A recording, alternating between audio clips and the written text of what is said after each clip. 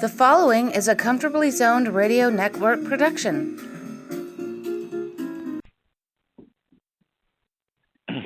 Thank you, Telly Olson. We are back, comfortably zoned with the Zig Zag Man in Alameda, California, right across the bay from San Francisco, across the moat from Oakland.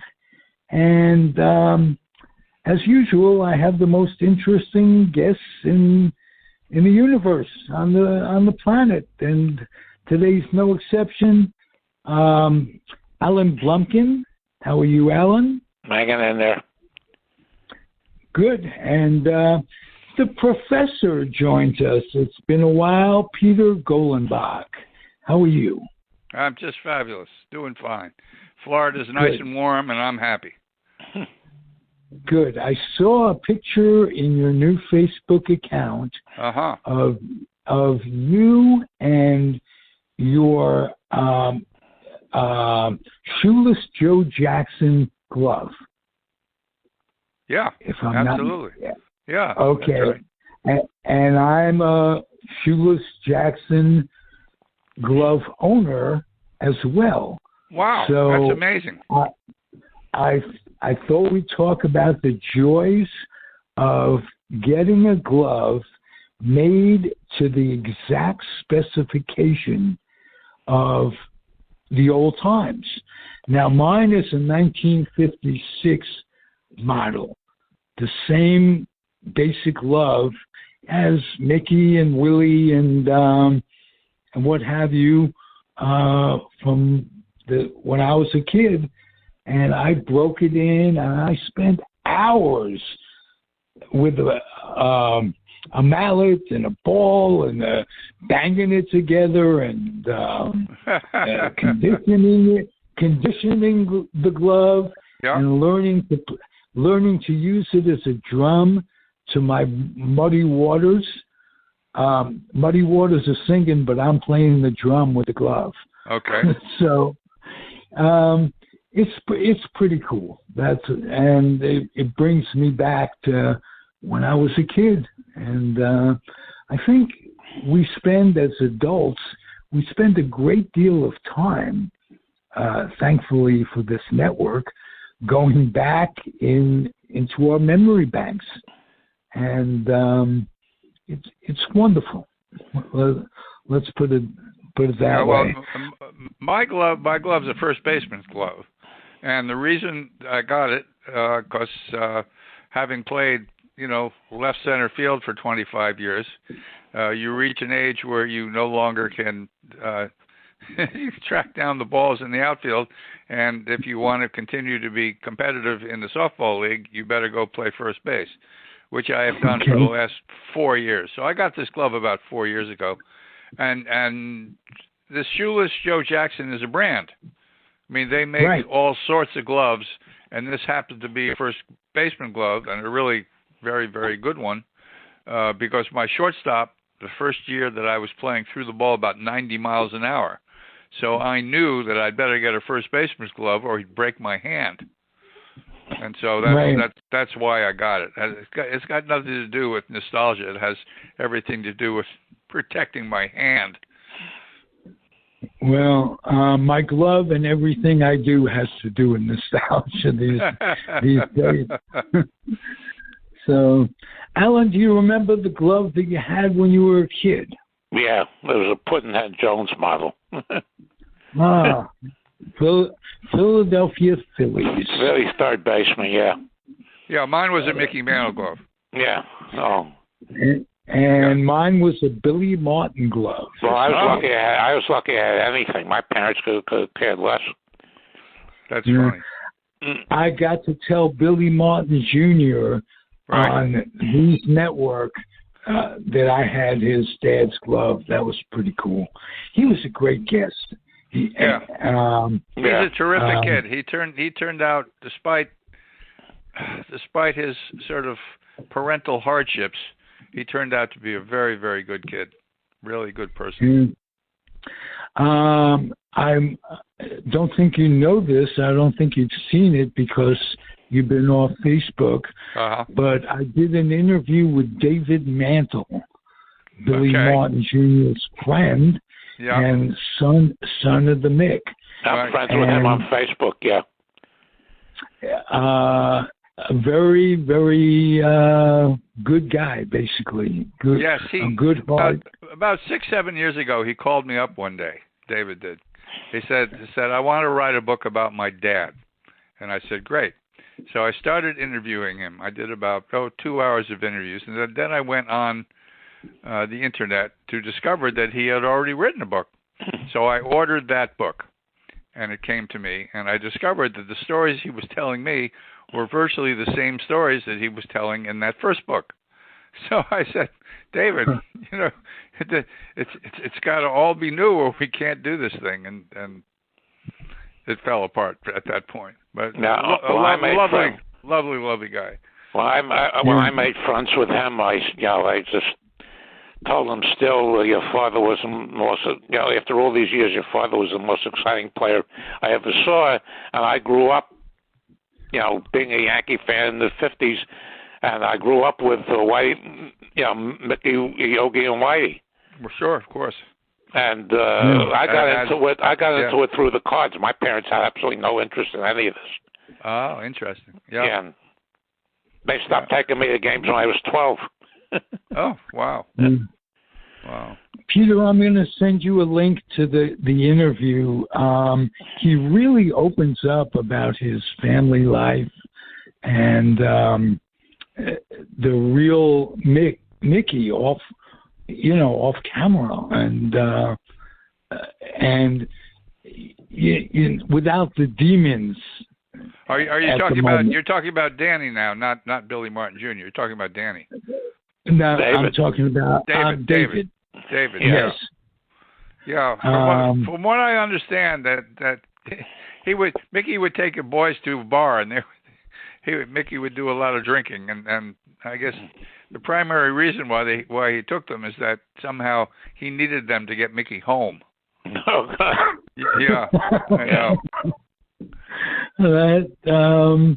That rings true, and the similarities between Billy Martin and Mickey Mantle, in terms of the demons, the difference, as I see it, Mickey was probably a more happy drunk. Let me tell you, I knew them both very, very well, and Mickey just wasn't happy. Mickey was just not a happy guy. I hate to say it. I mean, Mickey unfortunately had a father who was abusive, and he had a manager who was abusive.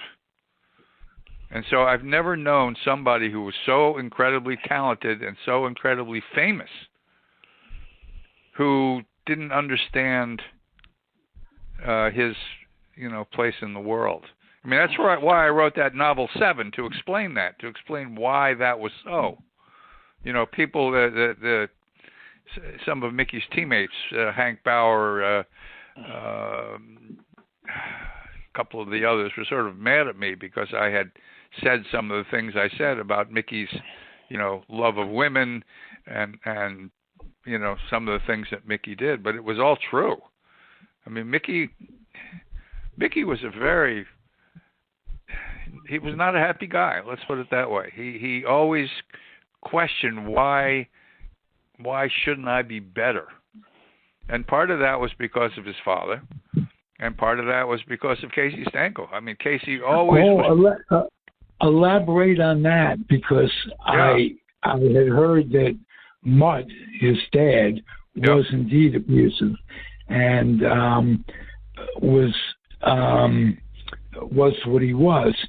And I heard that Casey was strict with the rookies and this and that. No, but more than that, he adopted.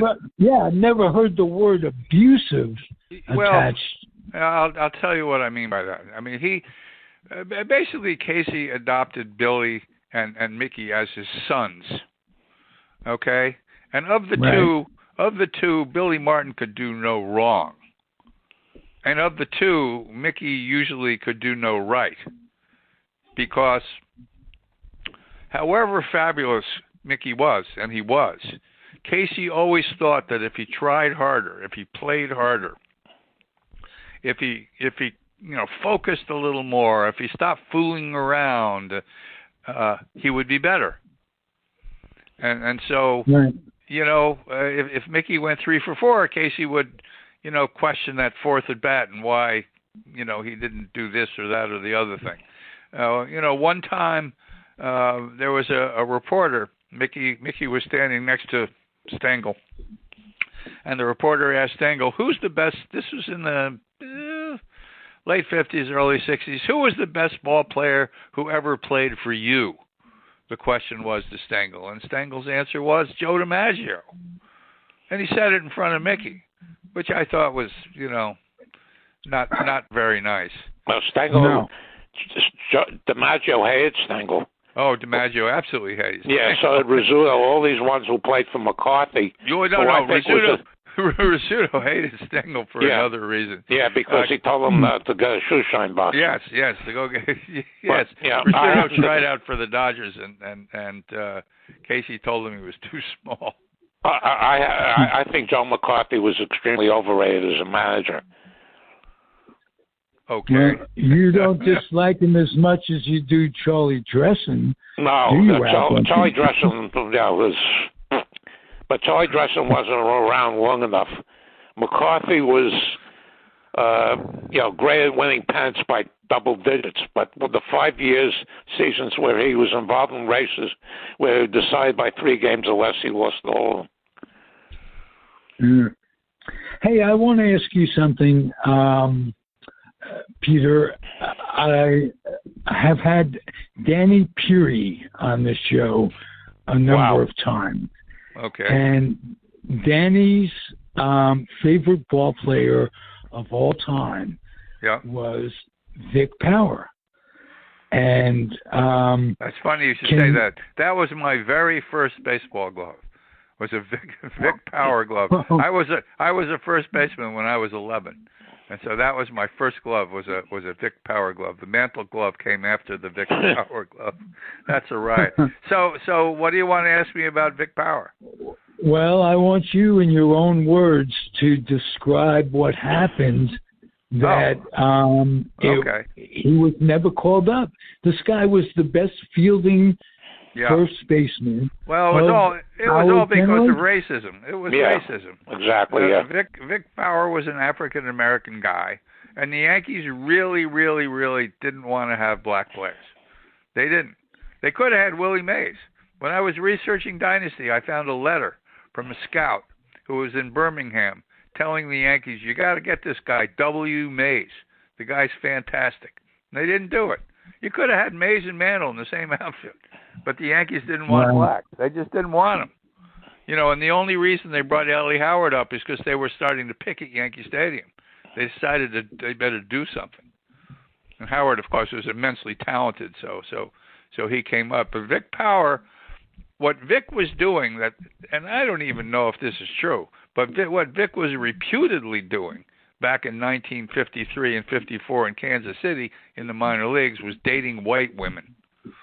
And apparently in racist America, if you're a black guy dating white women in the middle of a segregated South, that's 3 strikes. And that was apparently the reason why the Yankees didn't bring the guy up. And he was fabulous. Yeah, the 1953 Yankees were the last all-white team to win the World Series. Okay. Oh, that's interesting.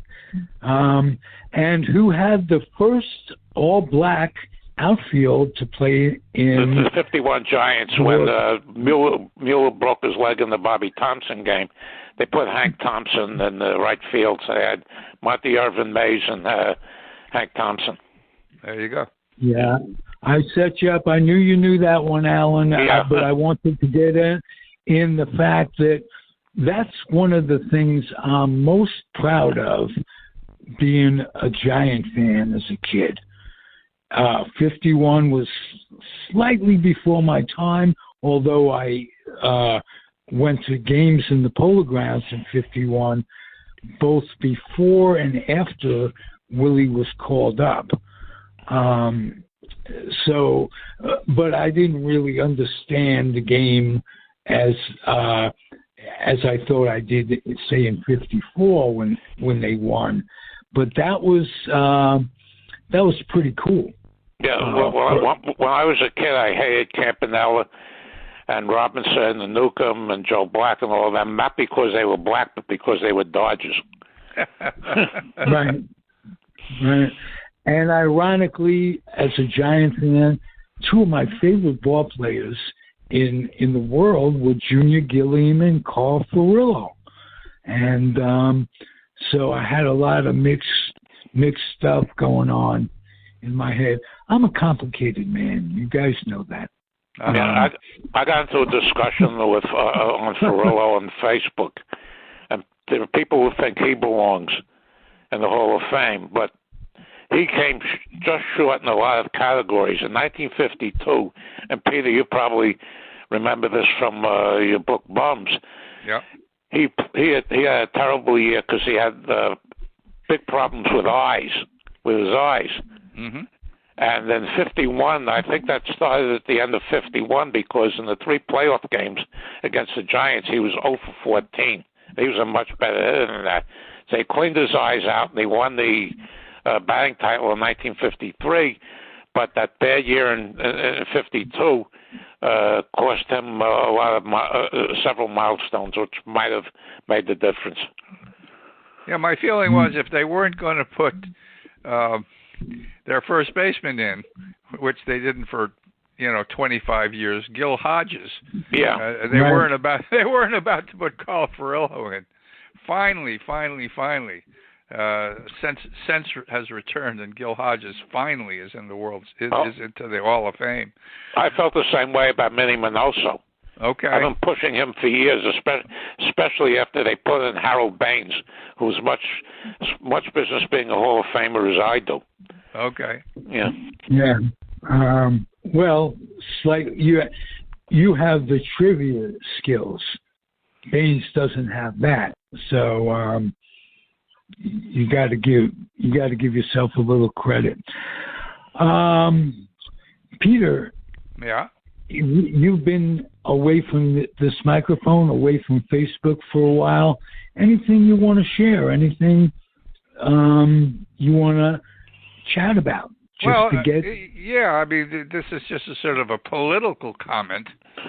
On my Facebook page, I would very accurately state the facts about what Donald Trump was doing to our country, and apparently one day some Trumper somehow hacked onto my account and put childhood porn on my Facebook page.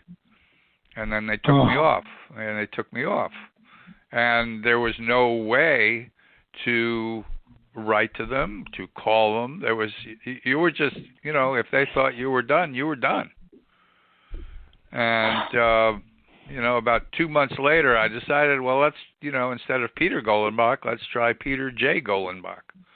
And what does the J stand for, just out of curiosity? Jonathan. It's Jonathan. Okay. Yeah. And so slowly, I went from 5,000 Facebook friends to 0. And after about a week now, I'm now up to about 2,000 and, slowly growing. Wow. Yeah. Nice. Yeah, Peter, I just wanted to tell you how much I enjoyed that interview book that you put out. Oh, thank you. The only criticism I had is that there wasn't more. I know it, and it turned out that there were 2 other interviews that somehow I forgot to include. I forgot to move it from my computer onto the final draft of the thing. So I'm going to do, this was Whispers of the Gods, and so the publisher wants me to do Whispers of the Gods 2, which I'm probably going to call Conversations with the Gods, just so that it doesn't have a 2 on the end of it. But I've got wonderful conversations with Bobby Thompson and Ralph Branca, and with all sorts of other, wonderful people as well. I just want to ask you, did Ted Williams talk about anything other than Shoeless Joe Jackson? That's what he wanted to talk about that day. Okay. That was what he wanted to talk about that day. So that was the conversation of that day. Which I thought was pretty neat, though, because apparently Ted Williams copied his swing from Shoeless Joe Jackson. Well, a lot of people supposedly did. Yeah, no, right. Yeah. Why not? Yeah, I know, yeah. I know it. So let me ask you, should Shoeless Joe and Rose be put in the Hall of Fame? Of course. And I'll tell you why. I'll tell you exactly why. If you can put Kennesaw Mountain Landis in the Hall of Fame, a man who from 1920 to his death in 1944 did everything he could to keep African Americans out of baseball. If you can put that guy in the Hall of Fame, you can put Shoeless Joe in for doing whatever the hell he did. And Pete Rose, because as a player, Pete Rose did nothing wrong. What he did was as a manager. So put Pete Rose in as a player and don't put him in as a manager. You should be okay. Yeah, Pete Rose's problem was he stonewalled. Well, Pete Rose's problem was that he bet on baseball. I mean, yeah. he was in trouble with the wrong people, and he found himself in trouble, and this was how he was going to, make his money back. When I did a book with Pete called How to Hit Better Than Anybody. I spent a whole, 2 weeks with him in Cincinnati, 25 years ago. We had such a good time. He's such a great character. We had so much fun. He shows up one day, and he's got about 100 from the horse track, 100 betting slips from the horses, and he fans the thing out to me, and he says, "Look what I got." And I said, "Pete, what the hell is that?" He says, "Well, today my partner and I bet $100,000 on the pick six. So you've got to pick the winners of the first 6 races of the day." So apparently the trainers who he was friendly with told him of 3 of the horses they were sure were going to win. And so he bought tickets for every other horse in the other 3 races. Oh, God. So he had tickets galore, and he fanned them out. And so he comes back the next day. I said, "Pete, how'd you do with your pick 6?" And he goes, "We won. And he won. Whoa. He won $150,000 on his $100,000 bet. But who can afford to do that? I mean, it was hilarious. It really was. Pete made a terrible mistake. It's funny. Pete and I were going to write a book that basically the title was "I Didn't Bet on Baseball." Okay? He refuted with me. We did about 3 hours of talk for a proposal. And he refuted everything that commission said about him. And we got an advance of $375,000. And I said, "Pete, are you ready to start doing this?" And Pete knew that he wasn't telling me the truth. Oh, wow. So he basically said, it's not enough money. I'm not doing it because I have to have at least $500,000. So we never did the book, and it's probably a good thing we didn't. Did you ever get paid by Lenny Dykstra? Lenny Dykstra stole my money. So we were to be paid in 3 different amounts. At the time we started, in the middle. At the time we started, at the time we finished, at the time it got published. Okay, so I got paid a third. So I'm within 10 sentences of finishing my book with Dykstra, and there was a clause in my contract with him that said I can fire you for any reason at any time. Okay, so I wasn't paying much attention to that. What scoundrel would do a thing like that? Well, it turned out the scoundrel who would do a thing like that was another guy who was, had incredible money difficulties. Lenny had just gotten out of jail, and so basically he sends me an email saying, "I'm firing you." And so my choice was either just to suck it up, or to sue him for $38,000. What would my legal fees be to spend a year of my life suing Lenny for $38,000? So that book that he came out with after the '86 series, Nails. Is the worst baseball book. Yeah, maybe the worst sports book ever. It may be, but the book that we did come out. Yeah. It's a very good book. He's a very interesting guy, Lenny. He's a real character. You know, you must have spoken with him for hours along the way. Oh yeah, and yeah. So how he could do something like someone who had to develop an intimacy. He did. Sure. I know you did because. I love the guy. No, we had such a good time. No, I know. But if you have no morals whatsoever and no scruples whatsoever, this is what you do. And that's what happened. Yeah. So it's like the guy with the FTX scandal. It's just broke. Yeah, that guy. Yeah. Yeah. Well. Yeah, there are people like that. I mean, I was funny. I was traveling across the state of Florida the other day, and I have Sirius FM. So one of my channels is the Howard Stern Show, who I used to listen to when I lived up in the New York metropolitan area. Right. So I'm thinking to myself, why is Howard so popular? So he starts off with an interview with Jan Wenner, who was the guy who founded Rolling Stone magazine. And he talked to Jan for about 2 hours, and it was absolutely fascinating. And then the next bit that he did on the radio, he had his limo driver and Lenny Dykstra in a contest to see who, how can I explain this without being really vile? Let's put it this way, who was best with women? Let's put it that way. Who was best with? That's what they talked about. That's what they talked about for 45 minutes. It was so vile. It was unbelievable. Well, I saw a thing on YouTube with Howard Stern the other day. He had Bruce Springsteen on. Now that's worth watching. That is worth am I watching. Right? You are correct. Man. That is a spectacular. Do not miss that. Go on, I don't know, where do you find it? YouTube. And find the Howard Stern interview with Bruce Springsteen. And it is 2.5 hours of just brilliance. It is, you begin to understand that Springsteen is one of those guys like John Lennon, one of those guys like the Beach Boys, Brian Wilson.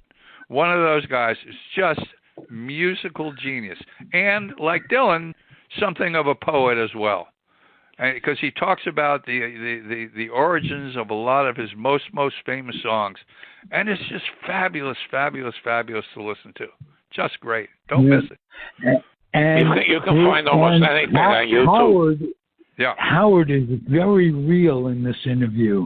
He idolized Bruce Springsteen, and you don't see him that way with anybody he has on. Howard Stern is the best interviewer since. Who was the guy who they threw off? Who did his interviews at noon on PBS? They threw him off because he was doing sexually inappropriate things with women. But this guy was a great interviewer himself. And this Howard is even better. Because was it Larry King? Oh no. Larry was great too. But this guy, is a PBS kind of a guy.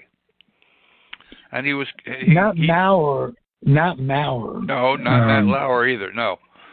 Lauer or whatever his name is. I wish Charlie. I got it. Charlie Rose. Charlie Rose. Yeah, I remember Charlie Rose. When I was a kid, he was doing stuff in New York, and he was a great interviewer. And then we had some great interviews. Long John Nebel. In those days.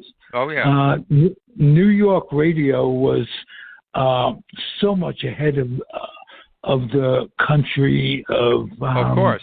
There was somebody named Barry Gray who I stopped listening to. Barry Gray, but even better than Barry Gray, who became one of these conservatives, was Barry Farber. Yeah, Barry Gray became so pro-Vietnam War, I stopped listening to him. Yeah. Barry Farber was a very, very interesting. I think Barry was. Guys, I did an interview with him once down in North Carolina. I think he was from one of the big cities in North Carolina. Charlotte. I think he was from Charlotte. Let's not forget the immortal Gene Shepard. I had a radio show on WOR in 1981 for about 9 months. Gene Shepard obviously was part of that group of people. Yeah. Oh yeah.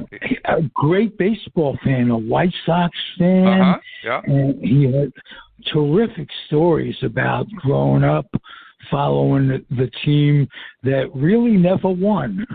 And yep. That's true.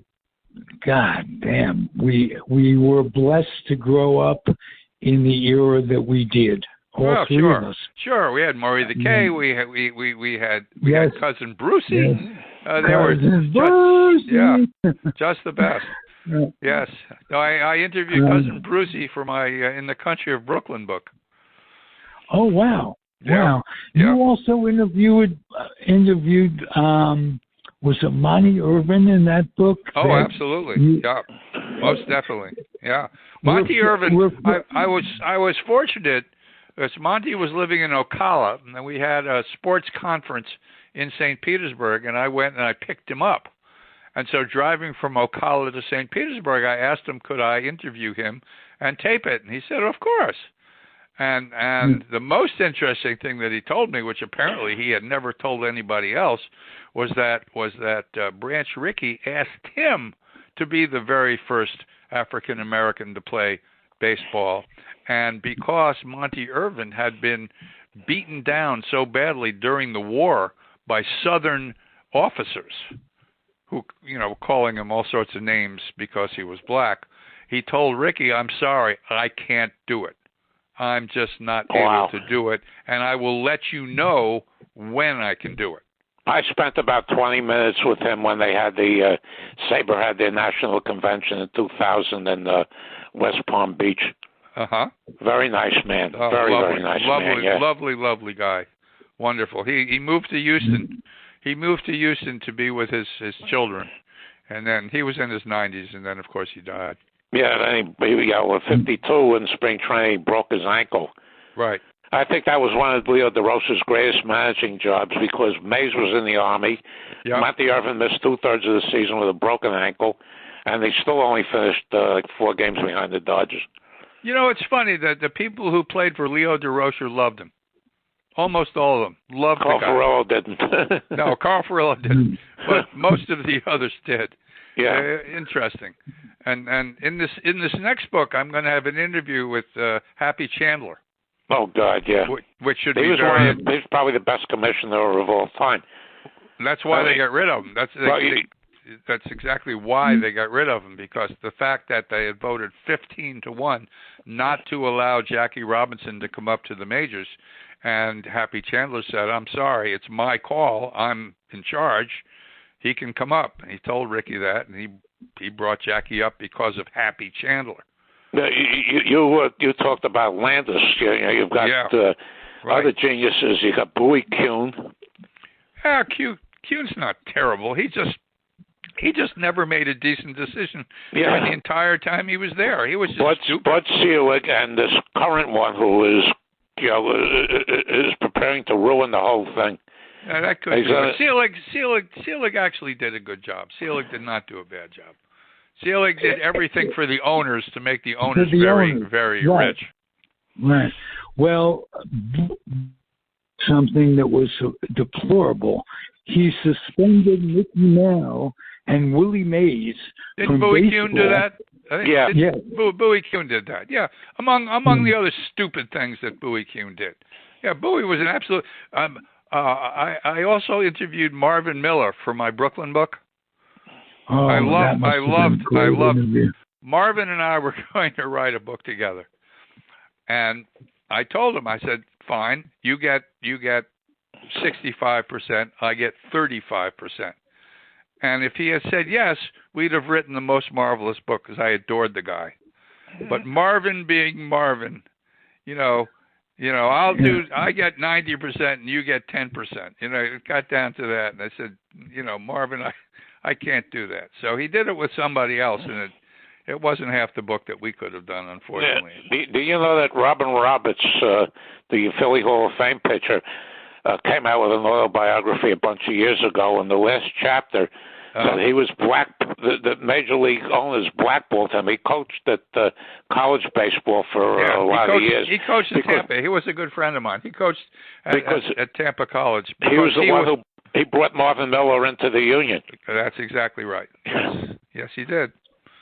Yeah, Robin was a lovely, lovely, lovely guy. What a prince of a guy Robin was. And he was a guy. He would pitch 256 pitches in a game. Yeah, Warren Spahn had 382 complete games, and Robin Roberts only had 305. Right.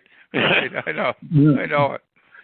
In fact, last year, in 2021, the American League didn't have a pitcher that went 200 innings. That's right. So somebody, I posted that in one of the groups I'm in, and then somebody said, "Oh, this is the way the game has evolved." I said, "It hasn't evolved; it's devolved." Yeah, well, it's interesting. You know, I live in St. Petersburg. Yeah. 3 miles, maybe 3 miles from the Trop, from Tropicana Field, where all these geniuses who work for Stu Sternberg they're the ones who came up with all these newfangled ideas. All of this stuff started with the Tampa Bay Rays. You know, the openers, and then you got the bulk guy after the openers, and never paying very much money for a pitcher because you can always find another pitcher. It's remarkable. The only problem they have is that they don't have any players that anybody would ever pay any money to want to go see. Yeah, that's true. Well, people ask me where I think Judge is going to go. I say I have no idea. I don't speculate. I tell him when he signs somewhere, I'll have an opinion. Well, I would hope the Yankees would be smart enough to figure out some way to give him his $400 million and keep him, because he's become the Ruth Gehrig mantle. Yeah. He's become one of those guys, and for him to leave really would be, kind of terrible. It would be like DeGrom leaving the Mets. That I can understand. The only problem with DeGrom leaving the Mets is that pitchers are so fragile. He's hurt all the time. Right. He's hurt. He misses half a year all the time. He opted out of $30 million. Yeah, no, I know it. But by rights, if you look at, that's the way it should be. He should finish his career. I'm not taking any of that into consideration. See, what you're not understanding is that these ball players are represented by very, very sharp agents. And these agents say to the players, you sit back and you let me handle it. So Scott Boras, who is the most draconian of all the agents, makes his players zillions and zillions of dollars more than if they had, been working for somebody else. But Boras, more often than not, will take a player and move him. Loyalty is not part of what Scott Boras is interested in. Scott Boras is interested in the bottom line. And I can tell you, Johnny Damon in 2004, I can tell you a story about Johnny. He takes, they win 4 games in a row against the Yankees, go on to the World Series, and win the World Series in 2004 for the first World Series victory for the Red Sox since 1918. So we write a book, Johnny and I, Idiot, and it's on the bestseller list for 2 or 3 weeks. And right after that, Johnny Damon signs a new deal to play for the New York Yankees. So I call him up. So I call him up. All of a sudden, no more book sales. That's it. So I called Johnny, for crying out loud, couldn't you go back to the Red Sox? So here's what he said to me. He says, do you think I should have turned down the extra $12 million? I said, no, Johnny, you should not have turned down the $12 million. And that's how it works. Quick to understand. That's how money talks. Yep. And the golden rule means that those with the gold rule. Yeah. No, I know it. Well, the Yankees just got back their first baseman today. He signed a 2-year deal, I'm glad to say. Rizzo.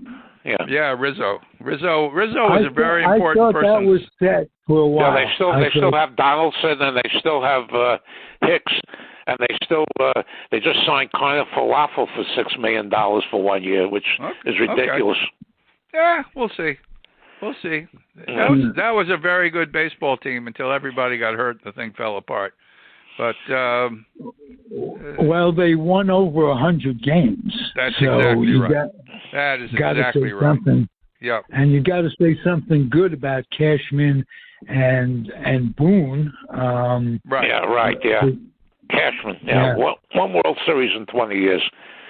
One World Series appearance in 20 years. That's exactly right. What was it? 2009, I think it was. Yeah. Yeah. And, I want to ask you one thing. They talk all the time about 32 teams, expanding to 32. Oh, no. And I've been saying that if they go to 32, they'll have 8 4-team divisions like the NFL. And they have 16 teams in the playoffs, and we play in the World Series in mid-December. And like they did with the pandemic in 2020. Yeah. That's hilarious. That's absolutely. Where are they going to go? They're going to move Oakland to Las Vegas. Las Vegas. They'll go to Nashville. Sure. They'll go to Charlotte. They'll go to Portland. Those cities aren't big enough. Come on. I root for the National League. I root for the Pirates. No matter how all the free agents sort out this year, they're still going to stink. Well, it's because whoever was running the Pirates traded all their great players. Yeah. Very strange. Very strange what happened to the Pirates. If they go to the divisions, I think the National and American leagues will be moved. They won't need them anymore. I don't think you'll see National League and American leagues anymore. I think they'll just make it a divisional thing. Well, you have the AFC and the NFC. You know. I don't think you can do that to the fans. You've got to leave American League and National League. You can't do that to the fans. This is the same ownership that made this friend of mine who had Yankee tickets, made him sit for 2.5 hours in that playoff game with Cleveland that got rained out. And then when they played the last game with Houston, he was out there for an hour and a half before that started, and he said it was chilly and rainy and windy there. So anytime the owners start talking about the fans, watch out. And your expression, they can't do that to the fans. Yeah, How many times have we heard that over the last 45 years, including the Dodgers and the Giants moving? So, yes, they could do anything to the fans, and we'll keep coming back because it's not what it was, but there's still nothing better. That's absolutely true. Yep. I tell my friends who tell me how boring baseball is, I said, look at the game from the perspective of the pitcher. If you always watch the game from the perspective of the pitcher, you'll be able to watch at least 25 or 26 strikeouts every single game.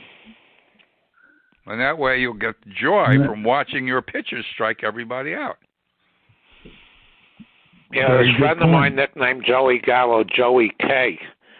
Yes. And we established the Gallo line, which is Mendoza line is 200, the Gallo line is 160. But now that he's gone from New York, he's playing well. That's the funny thing. He hit 160 with the Dodgers. Oh, 160. At the end, he was striking out 40% of his plate appearances. Wow. And I have a close friend of mine who's a Dodger fan. Yeah. And after a couple of weeks on the Dodgers say he liked him, I said, wait another few weeks. Yep. He's a free agent. Some team will be stupid enough to sign him. if Mendoza was playing today, he'd make the All-Star team. He'd make millions of dollars. No, he wouldn't. Oh, stop it. Stop it. All right.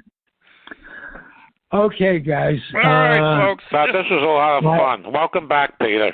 Thank you. It's great to be back. It's nice to have my presence back on Facebook. Though it's going to take me another couple of weeks to build my friendship, totals back up. But we're getting there. We're getting there. Piece of advice. Yeah. Which I've found, stay away from politics and stay away from religion because you're dealing with crazies out there. Yeah, but I can't stay away from the politics because it just bugs the shit out of me. It bugs the shit out of me too. But look, my brother is a very right wing, and we've had fights. Oh boy. Where we wouldn't speak to each other for a month. Can you explain something to me? What is in it for these guys to be right wing? What is it about it? They don't care about our democracy? All I know, I was in the hospital for 4 months in 2014. Yeah. Over the summer, and when he came in to visit me every Saturday, he starts quoting Hannity and O'Reilly to me. Oh my God! And that's why I know he was lost. Yep. And I told Trump, I told him that when Trump got elected, he says, "What do you think of Trump?" I said, he's a scumbag of the highest order. He is.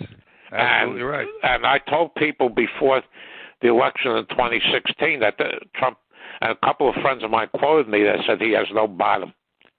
No. Oh, no. And then he treasonously attempted to, take over the Capitol and kill the vice president and anoint himself king. Yeah. If they don't do anything about that, we're doomed if they don't do anything about that. You're preaching to the converted here. Yeah, I know. All right, folks. Well, we saved democracy in the last couple of weeks. Yes, we did. Okay. Yes, we did. Let's keep our fingers crossed that we can do a few more things to save it even further. Yes, agreed. And my fingers are crossed that we all three remain healthy to see it. Yeah, that's very important, too. Yes, good idea. Okay. All right, folks. You take care now. Love you guys. Bye-bye. Thanks. All right, take care. Good night. Comfortably Zoned Radio Network, Alan Blumkin, Peter Golenbock. I am one lucky little Jew boy, let me tell you. Adios, folks, and happy trails.